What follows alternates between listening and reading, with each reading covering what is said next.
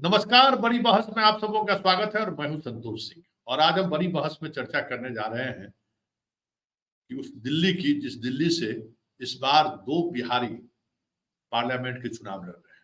एक आप पार्टी से महाबली मिश्रा, जो पहले कांग्रेस से सांसद भी रह चुके हैं, और दूसरा कन्हैया कुमार। और स्वाभाविक तौर पर कन्हैया कुमार के आने के बाद दिल्ली की राजनीति गर्मा गई है और अपने अपने तरीके से लोग बयानबाजी भी शुरू करते हैं कि टुकड़े टुकड़े गैंग, अरे बिहार से भगाए गए, कि कई तरह के बयान आने शुरू हो गए हैं। लेकिन बड़ी बात यह है कि दो दो व्यक्ति को प्रतिनिधित्व मिलना, पार्टी रिकॉग्नाइज की है दिल्ली के आप पार्टी और कांग्रेस ने, दिल्ली के राजनीति पर कितना प्रभाव डालेगा। जो मतलब कहें ज्योग्राफिकल चेंज आया है आबादी को लेकर दिल्ली में काफी, क्योंकि बिहार के लोग अगर घर से बाहर निकले रोजगार के लिए भी और पढ़ने के लिए भी, तो सबसे चहेता शहर दिल्ली रहा है। वो आज से नहीं, 80 के दशक से ही इस दौर की शुरुआत हुई और आज तो आधी दिल्ली कह सकते हैं आप, बिहार के लोगों या पूर्वांचल के लोग आधी दिल्ली में रह रहे हैं। कितना इम्पैक्ट पड़ेगा दिल्ली में कन्हैया का चुनाव लड़ना, महाबली मिश्रा के फिर से आपसे चुनाव लड़ना, इन तमाम बातों पर चर्चा करने के लिए हमारे साथ बैंक जुड़ रहे हैं द हिंदू से, और प्रकाश नारायण जी दिल्ली यूनिवर्सिटी के पॉलिटिकल साइंस के हेड ऑफ डिपार्टमेंट है, हमारे साथ जुड़ गए हैं। उनसे हम तमाम तरह के सवालों के साथ continuing Santosh ji, continuing education and extension का मैं हेड ऑफ द डिपार्टमेंट हूँ। Continuing education and extension. ठीक है सर, ठीक है। तो शुरुआत सर आप ही से कर रहे हैं कि ये जो दिल्ली में दो बिहार के लोगों को प्रतिनिधित्व मतलब पॉलिटिकल पार्टी ने भरोसा जताया है चुनाव लड़ने के लिए, आने वाले समय में बिहार की राजनीति मतलब विश्वविद्यालय के कैंपस पर तो बिहार का प्रभाव 80 के दशक से ही धीरे धीरे बढ़ना शुरू हो गया था। राजनीति में भी आप पार्टी के आने के बाद विधायक बनना लोग शुरू हो गया। महाबली मिश्रा पहले से सांसद थे ही कांग्रेस के टिकट पर, इस बार आपसे मैदान में। लेकिन बड़ा सवाल ये है कि कन्हैया के दिल्ली आने के बाद स्वाभाविक तौर पर जिस तरीके से नरेंद्र मोदी और कन्हैया के बीच का रिश्ता रहा है, टुकड़े टुकड़े गैंग का लेकर फिर जेल भेजने की वो दौर याद करिए, जेएनयू का वो दौर, फिर उस वजह से कन्हैया का एक इमरजेंस पूरे देश स्तर पर एक अलग तरीके के नेता के रूप में हुई है और कांग्रेस उनको दिल्ली टिकट दिया है। कितना प्रभाव पड़ेगा या कितना दिलचस्प चुनाव होगा वो? देखिए, मैं पहले एक बात कह दूं कि मैं 84-85 में दिल्ली आया, तो मैं थोड़ा व्यक्तिगत रूप से इस बात को थोड़ा रखना चाहूंगा और उससे शायद चीजें और भी ज्यादा स्पष्ट हो जाएंगी कि विश्वविद्यालय से जो प्रभाव शुरू होता है वो धीरे धीरे समाज में आना शुरू होता है। और सबसे पहले मैं आपको कहूंगा कि बिहार में ललित बाबू के साथ, स्वर्गीय ललित नारायण मिश्रा के साथ जब उन्होंने जयंती जनता शुरू किया था और अगर आपको याद हो या पता होगा, आप उम्र में शायद हमसे बहुत छोटे होंगे संतोष जी, लेकिन आप देखें अगर आर्काइव्स में जाके जो बिहारियों की और जो शुरुआत हुई है दिल्ली में, उसके लिए हम ललित बाबू के पास जा रहे हैं पहले थोड़ा सा। और ललित बाबू के समय, शॉर्ट में मैं कह रहा हूं कि ललित बाबू के समय एक पंडितों का और वो मंदिर के पंडितों का खास करके एक वर्ग ललित बाबू के आने के बाद आया और ललित बाबू बड़े जेनरस थे बिहारियों के हित के लिए और बिहारियों को मदद करने के लिए वो जाने जाते थे और बिना किसी परिचय के लोग वहां जाते थे, वहां होता था, मदद होती थी। दूसरा एक इम्पॉर्टेंट सेंटर था दिल्ली में, वो था केजी मार्ग पे, कस्तूरबा गांधी मार्ग पे हिंदुस्तान टाइम्स। और हिंदुस्तान टाइम्स में एक शाही जी होते थे, जनरल मैनेजर होते थे अपने जमाने में वहां के, और वो शायद बिरला फैमिली के बड़े ट्रस्टेड लोगों में थे। तो उन्होंने भी बहुत सारे लोगों को वहां नौकरी लगाई। तो एक नर्व सेंटर था। हम लोग जब आए थे, वहां से आए आदमी को अगर कोई जरूरत होती थी तो सोचता था कि मैं वहां जाऊं और शायद कोई ना कोई मिले, और मिले तो फिर वो शायद कुछ मदद भी वहां से हो जाए। तो ये थोड़ा सा मैं बैकग्राउंड दे रहा था आपको बिहारियों का जो प्रादुर्भाव हुआ दिल्ली में, और फिर कैसे वहां से आर.एस. शर्मा आए, पटना यूनिवर्सिटी से लाए गए। पटना यूनिवर्सिटी के हेड ऑफ डिपार्टमेंट थे वो अपने समय के, इतिहास विभाग के, वहां से वो लाए गए, दिल्ली विश्वविद्यालय के हेड बना के लाए गए वो। और उनके बाद professor DN. Jha, RL. Shukla और बहुत सारे लोग आए उधर से। तो एक और नेचुरली, और इसीलिए आप देखेंगे बहुत लंबे समय तक बिहार के लोग जो यहाँ आते थे पढ़ाई करने के लिए, तो यूपीएससी तो होता ही होता था, लेकिन सब्जेक्ट के रूप में हिस्ट्री एक चुनिंदा सब्जेक्ट हुआ करता था। तो उसमें ये थोड़ा सा, ये मैं आपको ये ट्रेजेक्टरी दे दूं ये वाली। और फिर दूसरी बात मैं आपको एक फैक्चुअल इंफॉर्मेशन दूं कि महाबल मिश्रा पहला भोजपुरी और मैथिली अकादमी के लिए की जो स्थापना दिल्ली सरकार में हुई, तो महाबल जी उस समय विधायक थे और कांग्रेस में थे वो। और महाबल जी ने एक उस प्राइवेट मेंबर बिल के रूप में असेंबली में लाया था उसको।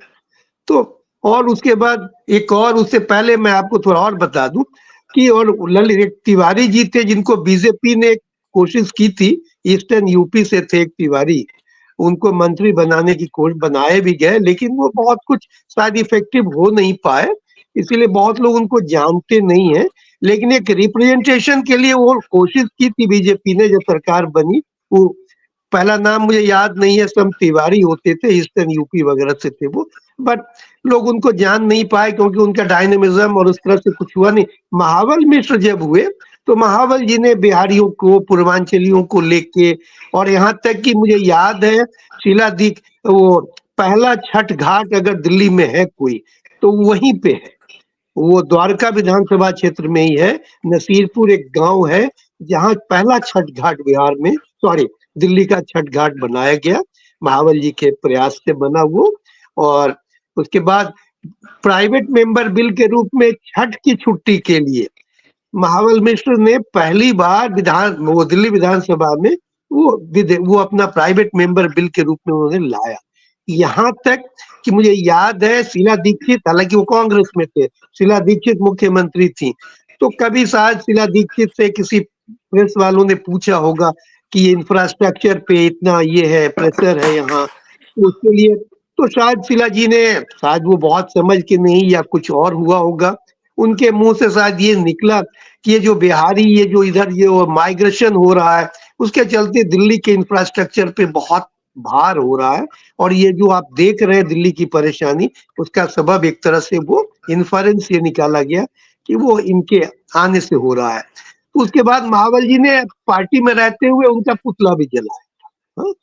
और तो ये मतलब महाबल जी का व्यक्तिगत एक था, और वो मुझे लगता है कि हम में से हर पार्टी के लोग दिल्ली में इस बात को मानते हैं कि महाबल जी ने पूर्वांचलियों के लिए मैथिली भोजपुरी अकादमी, छठ घाट, और उसके बाद तो फिर लोगों को ये समझ आने लगी कि, मुझे याद है, अगर आपको याद हो, आडवाणी जी जब मंत्री थे तो छठ वाले हिसाब से वो डांस करते हुए वो तस्वीर भी आई होगी, अगर आपको याद हो। तो ये जो पूर्वांचलियों का, बिहारियों का छठ पर्व एक सांस्कृतिक रूप से जो आविर्भाव हुआ जो दिल्ली की इस धरती पे, वो उसका रिकॉग्निशन मिलने लगा धीरे धीरे, और फिर पॉलिटिकल रिप्रेजेंटेशन देने की बात शुरू हुई। और ठीक है, जैसा मयंक ने कहा कि उसके बाद आम आदमी पार्टी ने इसको काफी तरजीह दी, बीजेपी ने भी कोशिश अपने ढंग से की है, लेकिन आम आदमी पार्टी ने काफी इसको, इस चीज को आगे बढ़ाया। तो हाँ, तो लेकिन ये मेरा था कि एक परिचय था कि पूर्वांचलियों का जो आविर्भाव हुआ दिल्ली में, उसके बारे में थोड़ी जानकारी इनिशियल थी, वो मुझे पता है। लेकिन कन्हैया के साथ है कि वो स्टूडेंट यूनियन से आए हुए, मतलब एक छात्र के रूप में वो उनका इमरजेंस हुआ, वो ये देखिए, इसमें दो समस्या को बेहतर तरीके से वो समझते थे, और ऐसे समय में कांग्रेस का उस पर भरोसा करना और कांग्रेस के टिकट वहां लड़ना, वो कितना बड़ा बदलाव का संकेत है, या फिर जो चीजें चली आ रही हैं यथावत उसी तरीके से चीजें चलती रही? देखिए, जो आप पूर्वी दिल्ली का जो कास्ट कंपोजिशन है, प्लस जो लिटरेसी लेवल है, तो उसका डायरेक्ट स्टैटिस्टिक तो मैं आपको अभी नहीं दे पाऊंगा शायद, लेकिन जो एक आम तौर पे दिखता है हम लोगों को पूर्वी दिल्ली में माइग्रेंट पॉपुलेशन और नॉर्थ ईस्ट में जो हमारे पूर्वांचली लोग हैं काफी हैं, लेकिन उत्तरांचल के भी लोग हैं, बाहर के भी लोग हैं काफी। तो ये काग विधानसभा है जहाँ से आपको वो 20 या कोई पहाड़ के लोग ही विधानसभा में आते रहे, मुस्लिम पॉपुलेशन भी है। तो मनोज तिवारी भी एक मुझे भोजपुरी गाने के चलते और उसके ऑलरेडी एक फेस है पूर्वांचल के, तो कांग्रेस इस स्थिति में लाके कन्हैया को इंटरेस्टिंग तो बना दिया इन्होंने। क्योंकि अगर आज ही मैं देख रहा था कहीं कि पिछले लोकसभा में जो स्थिति रही है, तो वहाँ दिलीप पांडे पूर्वांचली लीडर हैं जो विधायक भी हैं तिमारपुर से, तो वो भी एक थे, एमपी थे। मैं लोकसभा में चूंकि पिछली बार अलायंस नहीं था, तो आम आदमी पार्टी की तरफ से दिलीप पांडे थे, और दिलीप पांडे थे इधर कांग्रेस, और कांग्रेस से वो कोई डेटा मैं देख रहा था कहीं, और शीला दीक्षित भी थी उस समय। तो उस डेटा को मैं जब देख रहा था तो लगा कि इन दोनों काफी 7,07,000+ मनोज तिवारी का था, तो काफी अंतर से मनोज जीते थे, लेकिन उस दोनों को अगर हम ऐड करते हैं तो एक अच्छा मतलब एक रेस्पेक्टेबल फाइट होने की स्थिति होती है। अब जहां तक सवाल है, देखिए इसके दो, पूर्वांचल जो है, पूर्वांचल को एक मोनोलिथ के रूप में आप नहीं देख सकते आज के डेट में। पूर्वांचल में भी कास्ट वाइज आप देखना होगा, आपको ये एज वाइज देखना होगा, कुछ लोग लिटरेसी लेवल से आपको देखना होगा। तो मनोज तिवारी का भी एक भोजपुरी गायक के रूप में एक अच्छा उनका अपना इमेज है और पॉपुलैरिटी है, ऑलरेडी है वो पॉपुलैरिटी उनकी, और जिसके चलते बीजेपी ने उनको प्रदेश अध्यक्ष भी बनाया था, और एक समय तो ऐसा लगता था कि उनको पूर्वांचली चेहरे के रूप में प्रोजेक्ट करके दिल्ली का मुख्यमंत्री भी बनाया जा सकता है, ऐसा भी लग रहा था। लेकिन समाव उनकी अपनी पॉलिटिक्स है, राजनीति हर पार्टी की, उसमें शायद वो नहीं हो पाया। लेकिन मैं ये बात ये कह रहा हूँ, और फिर आम आदमी पार्टी का जो प्रभाव मतलब जो इमरजेंस होता है दिल्ली में, तो कन्हैया कुमार के पीछे देखिए, कन्हैया कुमार के आने से ये तो है, कन्हैया एक काफी एक नेशनल फेस हो गए हैं, और दिल्ली जेएनयू तो दिल्ली में ही है। तो मुझे लगता है कि उनके आने के लेकिन दो चीज है, इसके एक और पहलू भी है। अब वो आने वाला समय बताएगा, हम लोग जरा देखेंगे भी थोड़ा सा। अभी तो आज ही अनाउंसमेंट हुआ है ये, तो थोड़ा और भी लोगों से बातचीत करने का मौका मिलेगा। तो मुझे लगता है जैसे टुकड़े टुकड़े आज भी मैं देख रहा था कि प्रधानमंत्री ने अब वो टुकड़े टुकड़े गैंग के बादशाह और वो सल्तनत और सुल्तान ऐसी बातें आ रही हैं। तो क्या है नहीं है वो मैं नहीं कह रहा कि टुकड़े टुकड़े गैंग है नहीं है, लेकिन एक परसेप्शन तो क्रिएट किया गया था, और कि भाई उस परसेप्शन काफी लोगों के दिमाग में बात आई थी कि ये लोग जिस तरह से नारे लगाए, ये वो कोर्ट के केसेस की बात हुई। तो अब सवाल है कि एक तरफ वो नैरेटिव आएगा कन्हैया कुमार के साथ उस क्षेत्र में, और वहां पे मैं अभी मनोज जी का भी सुन रहा था, मनोज जी का भी आज तक पे शायद किसी ने लिया था, तो वो भी कुछ कह रहे थे कि पूर्वांचल ये नहीं है। हाँ, तो मैं ये कह रहा हूँ कि अब ये आने वाले समय में अब थोड़ा ये अभी देखना होगा कि उस नैरेटिव का प्रभाव पूर्वांचल पे क्या पड़ता है, पूर्वांचली वोटरों पे क्या पड़ता है, कि पूर्वांचली वोटर के सामने दूसरा जो लीडर है वो भी पूर्वांचल का ही है, दूसरा जो लीडर है वो भी पूर्वांचल का है। तो यहाँ पे पूर्वांचली पिटेड अगेंस्ट पूर्वांचली का मामला है। तो एक लेकिन फायदा कन्हैया के साथ हो सकता है, एक फायदा मतलब जो है कि मुस्लिम का टोटल पोलराइजेशन उनके साथ हो सकता है कन्हैया का, और उस क्षेत्र में जैसा स्टैटिस्टिक्स बताता है, तो उस हिसाब से एक मुस्लिम साइजेबल मुस्लिम पॉपुलेशन भी वहां है।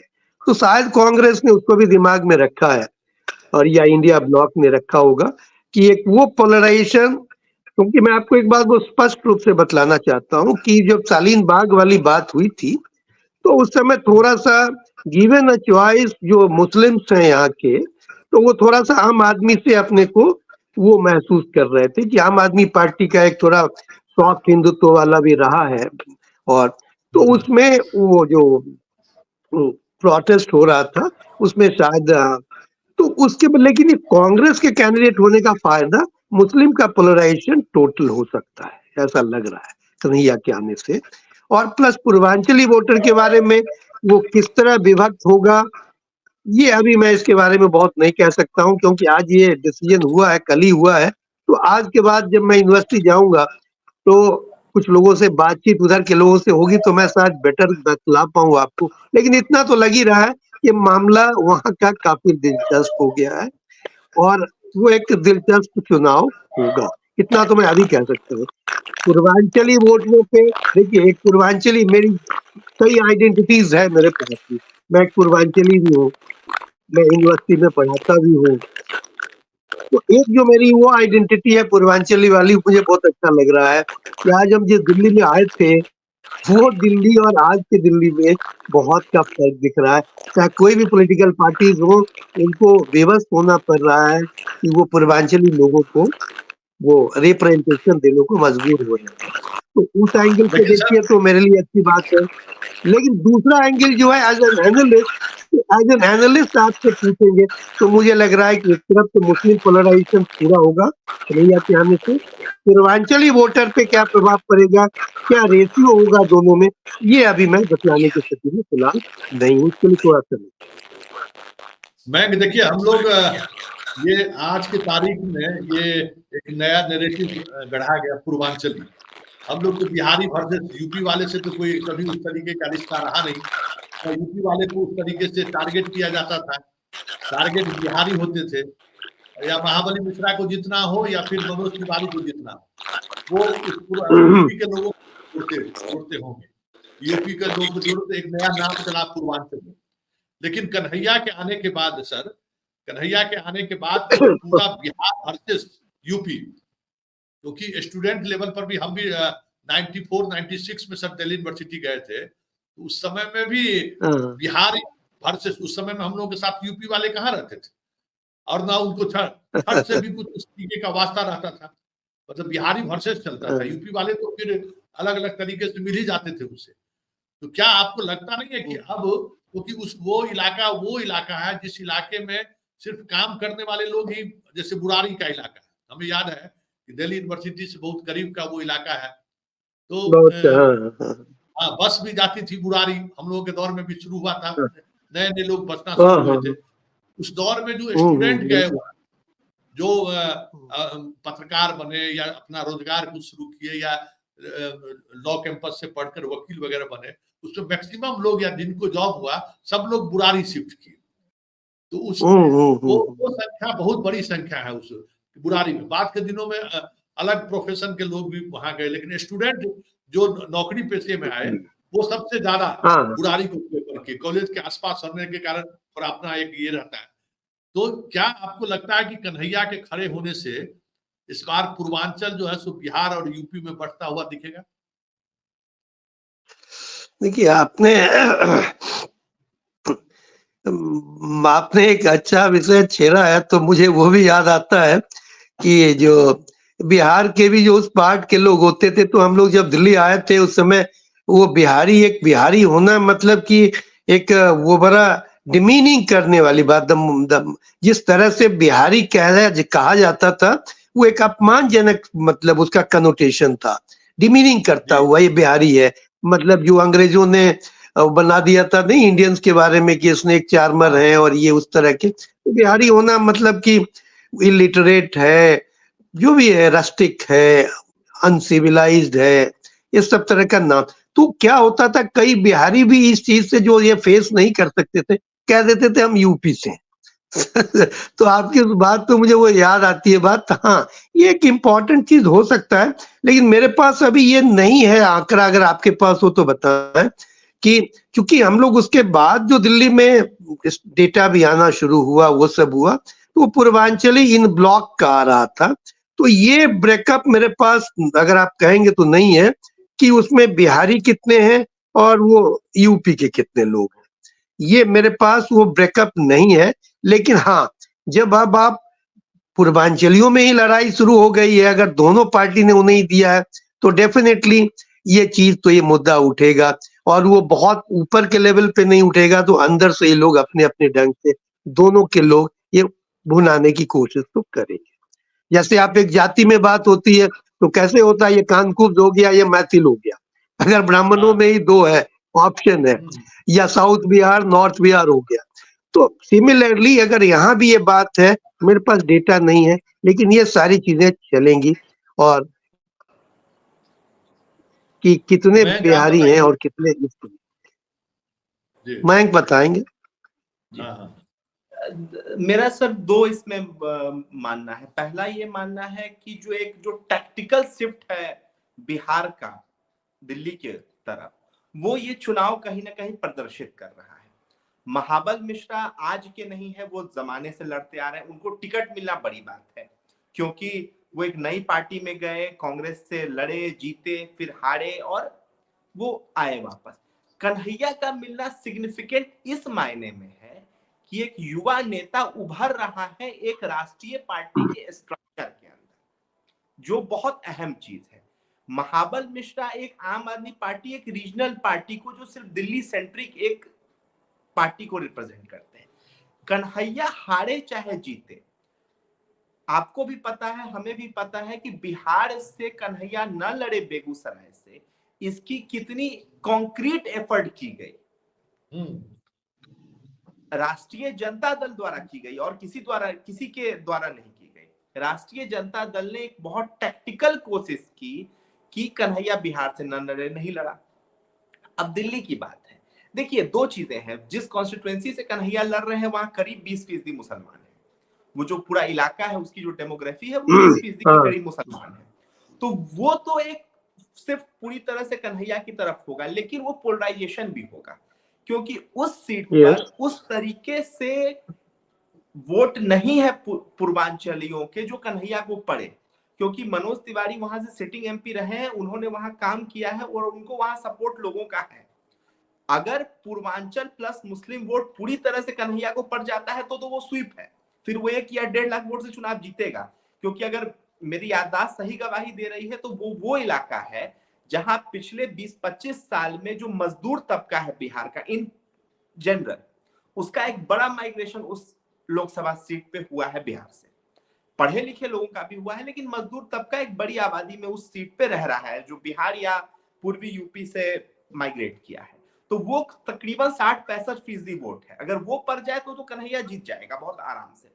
लेकिन उसमें ये तय है कि पोलराइज इलेक्शन में मनोज तिवारी को बेनिफिट मिलेगा। अब आते हैं कि इसका लार्ज इंपैक्ट क्या है पोस्ट 2024। देखिए, राहुल गांधी की बार बार कोशिश रही है कि युवा नेतृत्व उभरे कांग्रेस के अंदर। उन्होंने बहुत कोशिश की। 2009 के लोकसभा के बाद सचिन पायलट, जितिन प्रसाद, आरपीएन सिंह, ज्योतिरादित्य सिंधिया को लाके उन्होंने कोशिश की थी कि कांग्रेस के अंदर एक युवा नेतृत्व उभरे। वो कांग्रेस के स्ट्रक्चर की वजह से नहीं हो पाया। प्रकाश सर बहुत ज्यादा उस पे जानते हैं कि कांग्रेस का स्ट्रक्चर कैसे काम करता है। लेकिन कन्हैया का एक 1-on-1 कांटेक्ट है गांधी फैमिली के साथ। अब मसला यह है कि कन्हैया हारे चाहे जीते, अगर वो एक बड़ा वोट पोल कर ले जाता है उस सीट पे, तो कांग्रेस में उसका कद बढ़ेगा। क्योंकि आप एक चीज याद रखिए कि पिछले लोकसभा चुनाव में भी 5 ऐसी सीटें थी जहां कांग्रेस नंबर 2 आई थी दिल्ली में, जब कांग्रेस और आप अलग अलग लड़ रहे थे। तो ये तय है कि इस बार मुकाबला कांटे का होगा। वोट शेयर मिलाकर के अगर ये लोग 40% वोट शेयर के आसपास जा पाए दिल्ली में, तो एक बड़ा टेक्टिकल शिफ्ट होगा। और देखिए, पूर्वांचली वोटरों को अगर मैं बात करूं तो बॉम्बे में भी यही हुआ कि जब कांग्रेस ने पूर्वांचलियों को मुंबई के अंदर जगह देनी शुरू की तो वो पूरा शिफ्ट कर गया कांग्रेस की तरफ। दिल्ली में भी वही हुआ। तो ये जो शिफ्टिंग है आम आदमी पार्टी की, ये लोकसभा चुनाव में भी दिखेगी, मुझे ऐसा लगता है, क्योंकि रिप्रेजेंटेशन एक बड़ा सवाल है। मसला ये है कि कोई आदमी अगर दिल्ली से आता है, बिहार से दिल्ली आता है, तो वो सेफ्टी और सिक्योरिटी नेट खोजता है, वो एक सोशल सिक्योरिटी खोजता है। वो सोशल सिक्योरिटी उसे जहां मिलेगा, जिस पावर स्ट्रक्चर के अंदर मिलेगा, वो उसके साथ खड़ा होगा। वो पावर स्ट्रक्चर चाहे वो आम आदमी पार्टी का पावर स्ट्रक्चर हो, चाहे कांग्रेस का पावर स्ट्रक्चर। तो मुझे लगता है कि आम आदमी पार्टी और कांग्रेस ने जो ये 2 टिकट दिए हैं, ये 2 टिकट बहुत बैलेंस्ड वे में दिए। महाबल मिश्रा मझाए पुराने खिलाड़ी हैं, एक उनका 30-35 साल का एक्सपीरियंस है, और कन्हैया एक युवा तुर्क है। तो मुझे लगता है है कि ये एक बैलेंस्ड अप्रोच है और पूर्वांचलियों में इसका लॉन्ग टर्म इम्पैक्ट होगा। हो सकता है कि इस लोकसभा चुनाव में इम्पैक्ट कम हो, लेकिन लॉन्ग टर्म इम्पैक्ट दिख रहा है।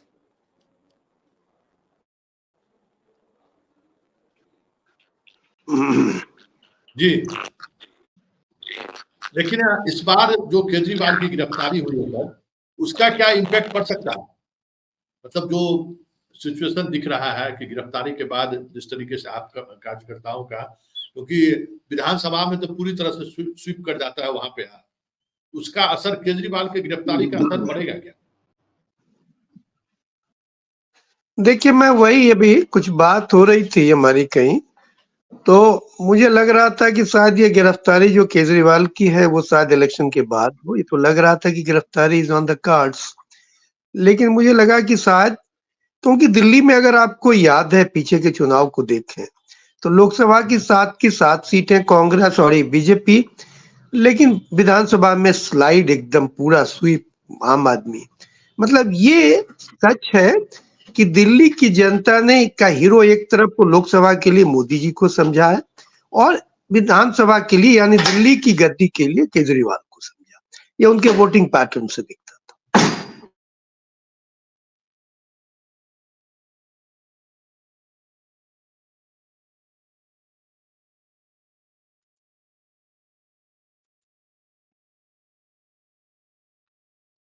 नेटवर्क, तो ये पैटर्न पर बातचीत हुई और हमें लगता है कि कन्हैया के आने के बाद जो पूर्वांचल नैरेटिव चल रहा था, पूर्वांचली, वो अब बिहार वर्सेस और चीजें हो तो कोई बड़ी बात नहीं होगी आगे आने वाले चुनाव में। ये बातें हमें लगता है कि ये आपको आपके बारे में, केजरीवाल के बारे में सर बता रहे थे। हाँ सॉरी, वो डिस्कनेक्ट हो गया था। हाँ, हाँ, तो मैं ये कह रहा था कि देखिए ये तो रहा है। अब इस बार केजरीवाल के अरेस्ट करने के बाद देखिए नैरेटिव ये है कि केजरीवाल पे करप्शन के चार्जेस, एक तरफ से वो नैरेटिव है जिसके तहत उनको गिरफ्तारी और पार्टी के लोगों को, लेकिन और पार्टी के लोगों को किया गया वो एक स्थिति है, लेकिन वहां की स्थिति भी केजरीवाल वाली है।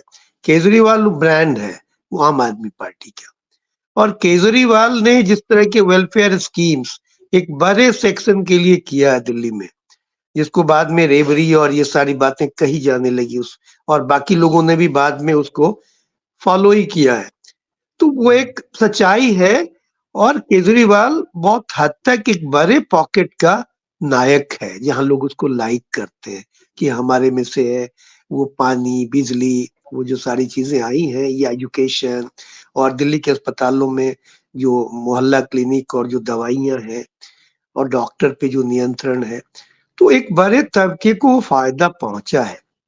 तो केजरीवाल की गिरफ्तारी से मुझे लगता है कि पॉलिटिकली, देखिए वो जो लोगों ने किया है या हुआ है, उनके पास भी कोई रिसर्च होगा मुझे नहीं लगता है, लेकिन मुझे लगता है कि भारत में भारतीय जनमानस को देखते हुए भारत में थोड़ा सा इसका मुझे लगता है आम आदमी पार्टी को फायदा जा सकता है।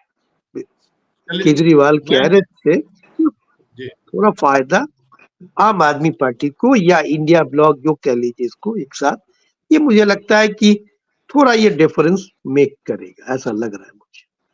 आपको क्या लगता है? मैं अब समाप्त करेंगे कार्यक्रम को। देखिए, मुझे ये लगता है कि लोकसभा चुनाव में भी ये जो फैसला जिन्होंने लिया, कहा जाएगा लॉ इन्फोर्समेंट एजेंसीज ने लिया है, ये कहीं ना कहीं टैक्टिकल एरर है मेरे हिसाब से। क्योंकि चुनाव से ठीक पहले अगर आप किसी को गिरफ्तार कर रहे हैं, एक पूरी चुनी हुई गवर्नमेंट को अगर आप क्वेश्चन कर रहे हैं, तो कहीं ना कहीं लोगों में उसका एक निगेटिव इम्पैक्ट जाता है, जो मुझे लगता है कि ग्राउंड पे गया है। अब वो वोट में कितना ट्रांसफॉर्म हो पाएगा इंडिया अलायंस के लिए दिल्ली में, वो देखने की बात है, वो आने वाला वक्त बताएगा। लेकिन मुझे लगता है कि ये एक एरर ऑफ जजमेंट है गवर्नमेंट का कि उन्होंने एक इलेक्टेड चीफ मिनिस्टर को इलेक्शन से ठीक पहले, जो अपनी पार्टी को लीड करता है, उसे अरेस्ट किया है। अगर आप 6 महीना पहले करते तो आपके पास एक एक्सक्यूज होता, या आप कह सकते थे कि कानून अपना काम कर रहा है, लेकिन अभी करना ये क्वेश्चनेबल है कहीं ना कहीं।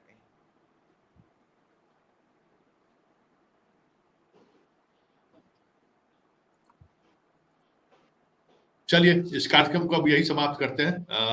फिर किसी नए मुद्दों के साथ आप सबों से मुलाकात होगी। फिलहाल इजाजत दीजिए, नमस्कार।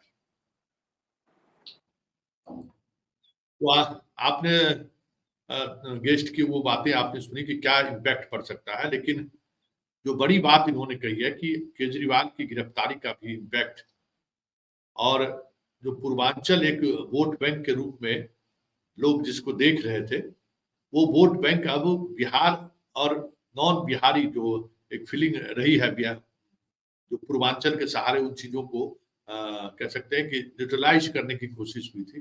कन्हैया के खड़े होने के बाद मनोज तिवारी के कंस्टिट्यूंसी में ये चीजें भी देखने को मिले तो कोई बड़ी बात